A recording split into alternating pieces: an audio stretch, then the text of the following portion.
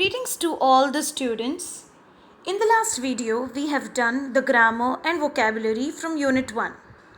In this video, we will continue the rest of the unit. Pronunciation from textbook page number 7. Please keep your textbooks open. Listen to the words carefully and then repeat after me.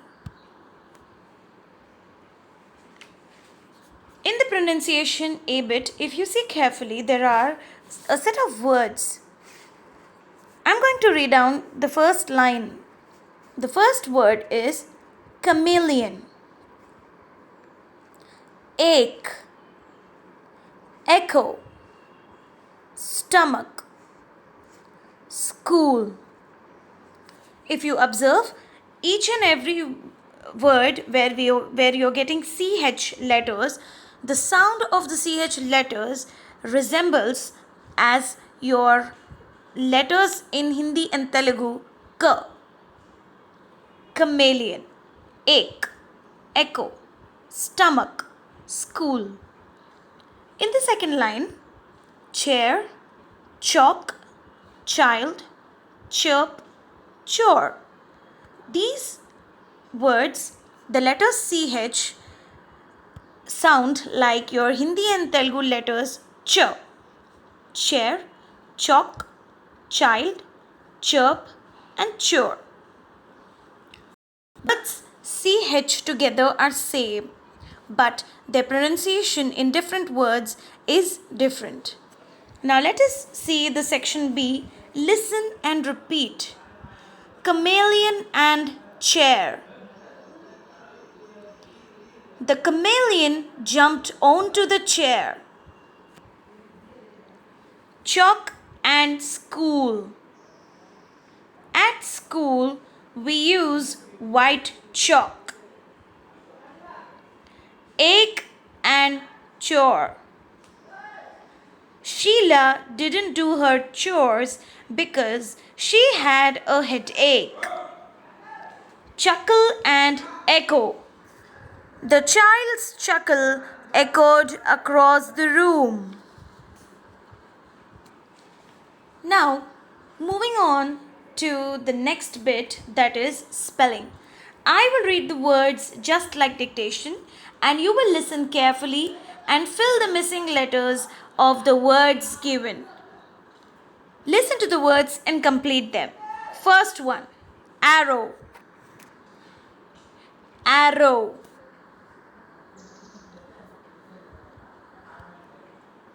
Second one, doom,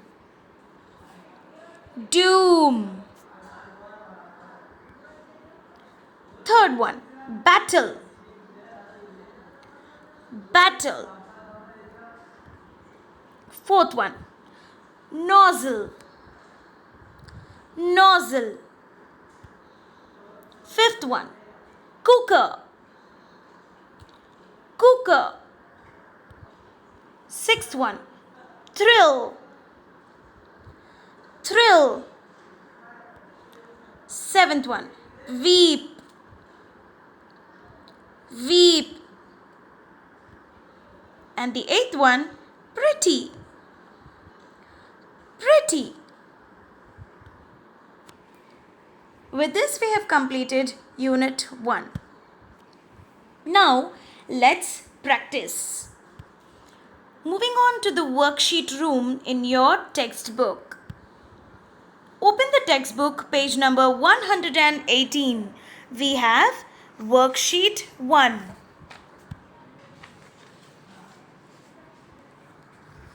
In Worksheet 1, the A bit is combine the sentences, changing the nouns in color to show possession. The first one, the horses ran around the yard. Their hooves made a clicking noise. The word horses is highlighted here. So you have to use possession. You have to apply the apostrophe in the correct place and modify the sentence. So the sentence would be, the horses' hooves made a clicking noise as they ran around the yard. The second one, my parents have a car. It is red in color. So the sentence would be, my parents' car is red in color. Here, because the parents plural form ends with S, we put an apostrophe after S. Similarly, even for horses. Now, third one. The feathers of the geese are white. They are also very soft. So the sentence would be, the geese feathers are white and soft. The geese is already the plural form. So we put an apostrophe followed by S. The Joneses have a garden. Different kinds of plants grow there. So the sentence would be, different kinds of plants grow in the Joneses' garden. Joneses is the name of a family. The gowns, fifth one, the gowns of the bridesmaids are made of lace. They are very pretty. So the sentence would be, the bridesmaids' gowns are made of lace and are very pretty. Next one, the sixth one. The leader made a speech about the welfare of the people. He explained why their welfare was important. Here, people is already the plural form. So, we put an apostrophe and then S. And the sentence would be, the leader made a speech about the people's welfare and explained why it was important. Seventh one. The bags of the cricketers are very heavy. This is because they are filled with cricketing gear. Cricketers is already there, the plural form. So we just put an apostrophe after the S. The sentence would be, the cricketers' bags are heavy because they are full of cricketing gear. Eighth one.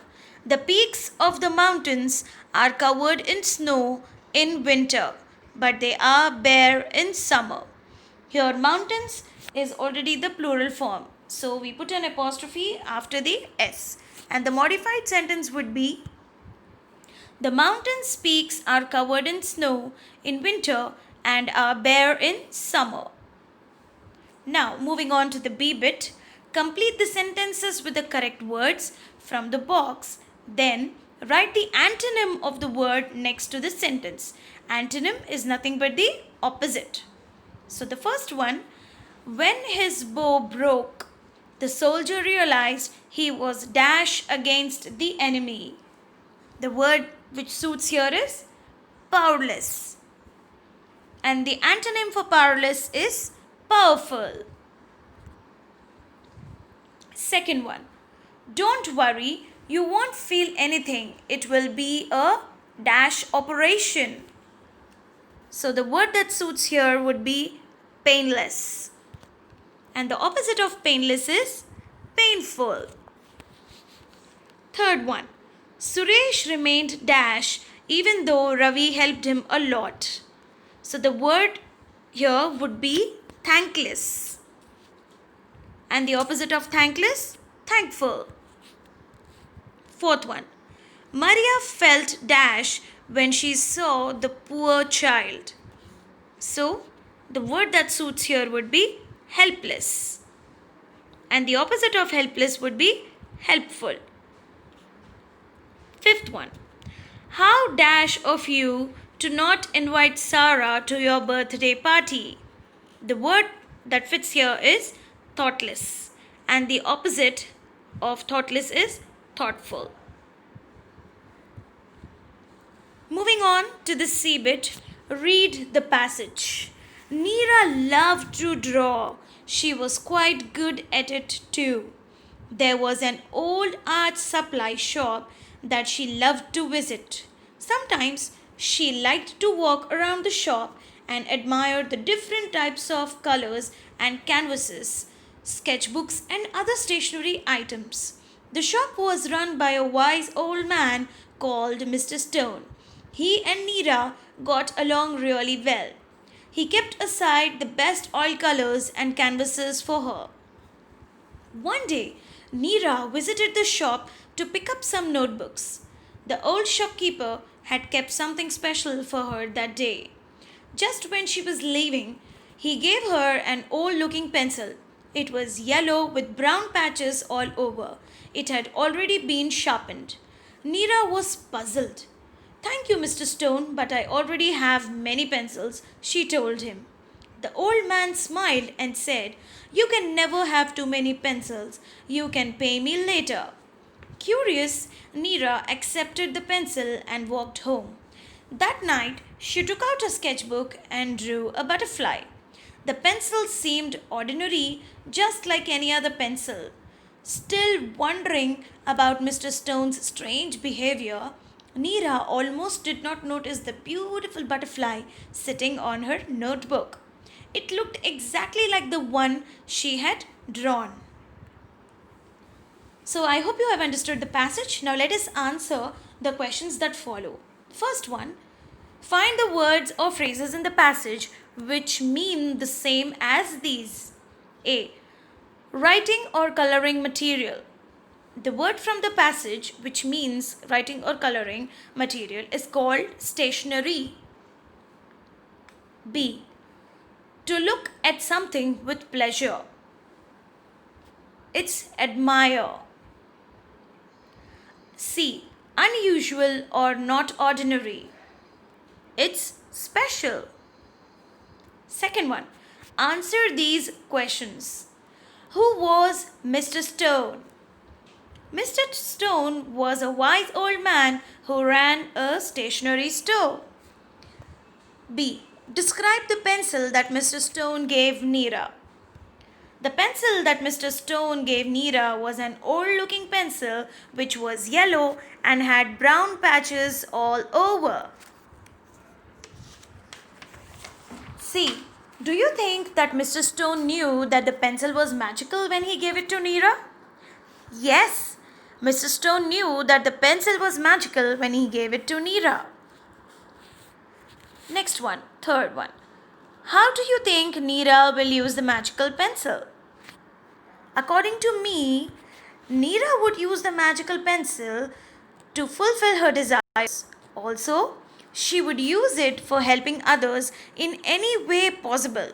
Since she was a wise girl, she would use it wisely, and this would be her little secret. Here ends the unit 1 of the worksheet 1.